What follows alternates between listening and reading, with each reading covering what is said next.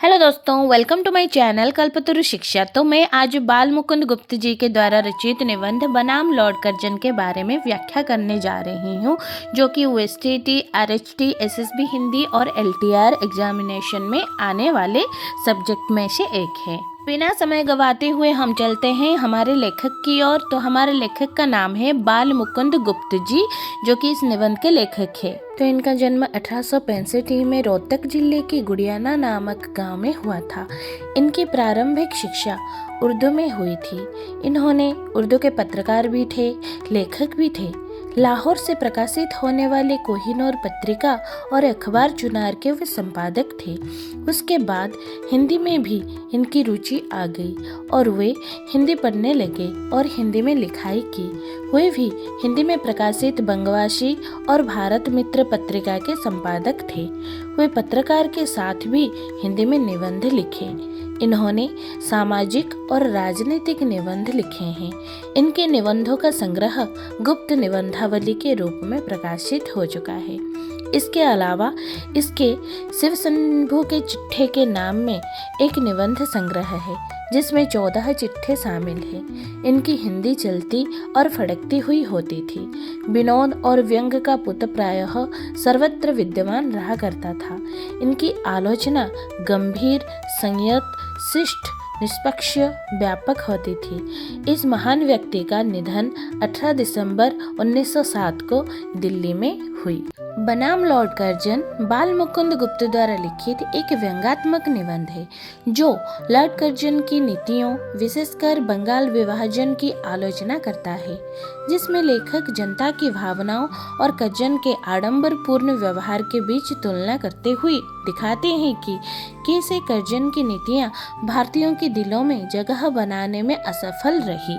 इस निबंध में शिव शंभू शर्मा एक क्षत्रिय था। ये वाइसराय लॉर्ड कर्जन को एक चिट्ठी लिखते हुए बोलता है, माय लॉर्ड, लड़कपन में इस बूढ़े भंगड़ों बुलबुलों का बड़ा चाव था। गांव में कितने ही शौकीन बुलबुले बाज थे। वह बुलबुले पकड़ते थे, पालते थे और लड़ाते थे। बालक शिव शंभू शर्मा बुलबुले लड़ाने का चाव नहीं रखता था, केवल एक बुलबुलों को हाथ पर बिठाकर ही प्रसन्न होना चाहता था। पर ब्राह्मण कुमारों को बुलबुल कैसे मिले? पिता को यह भय कि बालों को बुलबुल दी तो वह मार देगा, हत्या होगी, अथवा उसके हाथ से बिल्ली छीन लेगी तो पाप होगा। बहुत अनुरोध से यदि पिता ने किसी मित्र की बुलबुल किसी दिन ला भी दी तो वह 1 घंटे से अधिक नहीं रहने पाती थी, वह भी पिता की निगरानी में। सराय के भटियारे बुलबुले पकड़ा करते थे। गांव के लड़के उनसे 2-2, 3-3 पैसे में खरीद लाते थे। पर बालक शिव शंभू तो ऐसा नहीं कर सकता था। पिता की आज्ञा बिना वह बुलबुल कैसे लावे और कहाँ रखे? उधर मन में अपार इच्छा थी कि बुलबुल जरूर हाथ पर हो। इसी से जंगल में उड़ती बुलबुलों को देखकर जी फड़क उठता था। बुलबुलों की बोली सुनकर आनंद से हृदय नृत्य करने लगता था। कैसी कैसी कल्पनाएं हृदय में उठती थी। उन सब बातों का अनुभव दूसरों को नहीं हो सकता। दूसरों को क्या होगा? आज वही शिव शंभू है। स्वयं इसी को उस बालका के अनिवार्य चाव और आनंद का अनुभव नहीं हो सकता। बुलबुल पकड़ने के नाना प्रकार की कल्पनाएं मन ही मन में करता हुआ बालक शिव शंभू सो गया। उसने देखा कि संसार बुलबुलमय है। सारे गांव में बुलबुलें उड़ रही हैं। अपने घर के सामने खेलने का जो मैदान है, उसमें सैकड़ों बुलबुलें उड़ती फिरती है। फिर वह सब ऊंची नहीं उड़ती, बहुत नीचे नीचे उड़ती है। उनके बैठने के अड्डे भी नीचे नीचे है। वह कभी उड़कर उधर जाते हैं तो कभी इधर, कहीं वहां बढ़ते हैं और कभी यहाँ। कभी स्वयं उड़कर बालक शिव शंभू के हाथ की उंगलियों पर आ बैठती है। शिव शंभू आनंद में मस्त होकर इधर उधर दौड़ा रहता है। उसके 2-3 साथी भी उसी प्रकार बुलबुले पकड़ते और छोड़ते इधर उधर कूदते फिरते हैं। आज शिव शंभू की मनोवांछा पूर्ण हुई। आज उसे बुलबुलों की कमी नहीं है। आज उसके खेलने का मैदान बुलबुलिस्तान बन रहा है। आज शिव शंभू बुलबुलों का राजा ही नहीं, महाराजा है। आनंद का सिलसिला यही नहीं टूट गया। शिव शंभू ने देखा कि सामने एक सुंदर बाग है, वहीं से सब बुलबुलें उड़कर आती है। बालक कूदता हुआ दौड़कर उसमें पहुंचा। देखा सोने के पेड़ पत्ते और सोने ही के नाना रंग के फूल है। उन पर सोने की बुलबुलें बैठी गाती है और उड़ती फिरती है। वहीं एक सोने का महल है, उस पर सैकड़ों सुनहरी कलशें, उन पर भी बुलबुलें बैठी है। बालक 2-3 साथियों सहित महल पर चढ़ गया। उस समय वह सोने का बगीचा, सोने के महल और बुलबुलों सहित एक बार उड़ा। सब कुछ आनंद से उड़ता था। बालक शिवशंभु भी दूसरे बालों को सहित उड़ रहा था, पर यह आमोद बहुत देर तक सुखदायी न हुआ। बुलबुलों का ख्याल अब बालकों के मस्तिष्क से हटने लगा। उसने सोचा, है मैं कहाँ उड़ा जाता हूँ, माता पिता कहाँ, मेरा घर कहाँ। इस विचार के आते ही सुख स्वप्न भंग हुआ। बालक कुल बुलाकर उठ बैठा। देखा और कुछ नहीं, अपना ही घर और अपनी ही चारपाई है। मनोराज्य समाप्त हो गया। तो शिवशंभु चिट्ठी में लिखते हुए ये बोले, आपने माय लॉर्ड जब से भारतवर्ष में पधारे हैं बुलबुलों का स्वप्न ही देखा है, या सचमुच कोई करने की योग्य काम भी किया है, खाली अपना ख्याली पूरा किया है, या यहाँ की प्रजा के लिए भी कुछ कर्तव्य पालन किया। एक बार यह बातें बड़ी धीरता से मन में विचारिए। आपके भारत में स्थिति की अवधि के 5 वर्ष पूरे हो गए। अब यदि आप कुछ दिन रहेंगे तो शुद्ध में मूलधन समाप्त हो चुका। हिसाब कीजिए, नुमाइशी कामों के सिवा काम की बात आप कौन सी कर चले हैं, और भड़कबाजी के सिवा ड्यूटी और कर्तव्य की ओर आपका इस देश में आकर कब ध्यान रहा है। इस बार के बजट की वक्तृता ही आपके कर्तव्य काल की अंतिम वक्तृता थी। जरा उसे पढ़ तो जाइए, फिर उसमें आपकी 5 साल की किस अच्छी करतूत का वर्णन है। आप बारंबार अपने 2 अति तुम तराक से भरे कर्मों का वर्णन करते हैं, एक विक्टोरिया मेमोरियल हॉल और दूसरा दिल्ली दरबार पर। जरा विचारिए तो यह दोनों काम शो हुए या ड्यूटी। विक्टोरिया मेमोरियल हॉल चंद पेट भरे अमीरों के 1-2 बार देख आने की चीज होगा, उससे दरिद्रों का कुछ दुख घट जाएगा, या भारतीय प्रजा की कुछ दशा उन्नत हो जाएगी, ऐसा तो आप भी न समझे होंगे। अब दरबार की बात सुनिए कि क्या था। आपके ख्याल से वो बहुत बड़ी चीज था, पर भारतवासियों की दृष्टि में वो बुलबुलों के स्वप्न से बढ़कर कुछ न था। जहाँ जहाँ से वह जुलूस के हाथी आए, वहीं वहीं सब लौट गए।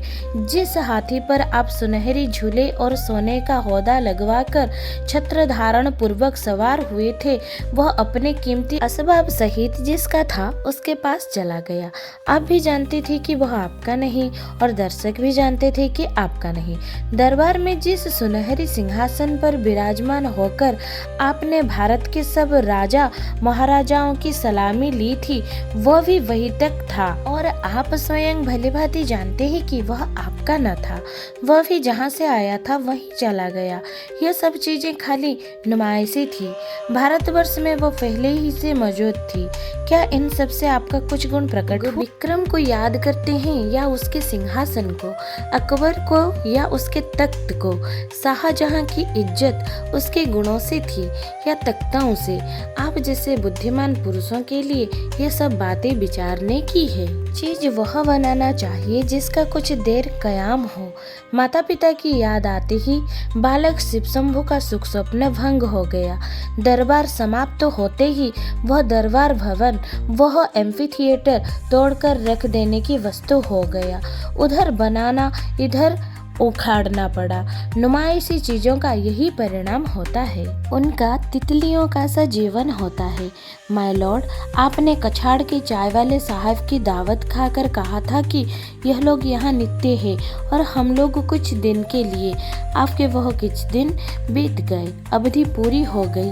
अब यदि कुछ दिन और मिले तो वह किसी पुराने पुण्य के बल से समझिए। उन्हीं की आशा पर शिवशंभु शर्मा यह चिट्ठा आपके नाम भेज रहा है। जिससे इन मांगी दिनों में तो एक बार आपको अपने कर्तव्य ख्याल हो। जिस पद पर आप आरूढ़ हुए वह आपका मोरोसी नहीं, नदी नाव संयोग की भांति है। आगे भी कुछ आशा नहीं कि इस बार छोड़ने के बाद आपका इससे कुछ संबंध रहे, किंतु जितने दिन आपके हाथ में शक्ति है उतने दिन कुछ करने की शक्ति भी है। जो कुछ आपने दिल्ली आदि में कर दिखाया उसमें आपका कुछ भी न था, पर वो सब कर दिखाने की शक्ति आप में थी। उसी प्रकार जाने से पहले इस देश के लिए कोई असली काम कर जाने की शक्ति आप में है। इस देश की प्रजा के हृदय में कोई स्मृति मंदिर बना जाने की शक्ति आप में है, पर यह सब तब हो सकता है कि वैसी स्मृति की कुछ कदर आपके हृदय में भी हो। स्मरण रहे, धातु की मूर्तियों के स्मृति चिन्ह से एक दिन किले का मैदान भर जाएगा। महारानी का स्मृति मंदिर मैदान की हवा रोकता था या न रोकता था, पर दूसरों की मूर्तियां इतनी हो जाएगी कि 50-50 हाथ पर हवा को टकरा कर चलना पड़ेगा। जिस देश में लॉर्ड लस्टन की मूर्ति बन सकती है उसमें और किस किस की मूर्ति नहीं बन सकती। माय लॉर्ड, क्या आप भी चाहते हैं कि उसके आसपास आपकी एक वैसी ही मूर्ति खड़ी हो? यह मूर्तियां किस प्रकार के स्मृति चिन्ह है? इस दरिद्र देश के बहुत से धन की एक ढेरी है जो किसी काम नहीं आ सकती। एक बार जाकर देखने से ही विदित होता है कि वो कुछ विशेष पक्षियों के कुछ देर विश्राम लेने की अड्डे से बढ़कर कुछ नहीं है। माय लॉर्ड, आपकी मूर्ति की वहाँ क्या शोभा होगी। आइए मूर्तियाँ दिखावे। वह देखिए, एक मूर्ति है जो किले के मैदान में नहीं है पर भारतवासियों के हृदय में बनी हुई है। पहचानिए, इस वीर पुरुष ने मैदान की मूर्तियों से इस देश के करोड़ों गरीबों के हृदय में मूर्ति बनवाना अच्छा समझा। यह लॉर्ड रिपन की मूर्ति है और देखिए एक स्मृति मंदिर। यह आपके 50 लाख के संगमरमर वाले से अधिक मजबूत और सैकड़ों गुना कीमती है।